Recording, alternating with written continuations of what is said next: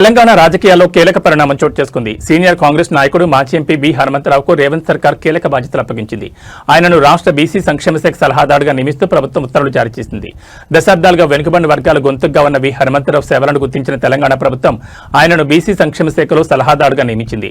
బీసీల అభివృద్ధి, వారి సంక్షేమ పథకాల అమలు మరియు వెనుకబడిన తరగతుల అభివృద్ధికి సంబంధించిన అంశాల్లో ఆయన ప్రభుత్వానికి మార్గదర్శకత్వం వహించనున్నారు. మొదటి నుండి బీసీల హక్కుల కోసం జాతీయ స్థాయిలో పోరాడిన నాయకుడిగా వీహెచ్కు మంచి గుర్తింపుంది.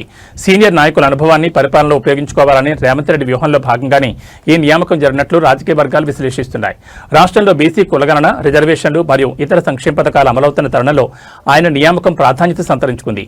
తన నియామకం పట్ల వి హనుమంతరావు హర్షం వ్యక్తం చేస్తూ బీసీల అభ్యున్నతికి తన సాయశక్తుల కృషి చేస్తానని తెలిపారు. ఈ సందర్భంగా ఆయనకు పలువురు నాయకులు మరియు కార్యకర్తలు శుభాకాంక్షలు తెలియజేస్తున్నారు.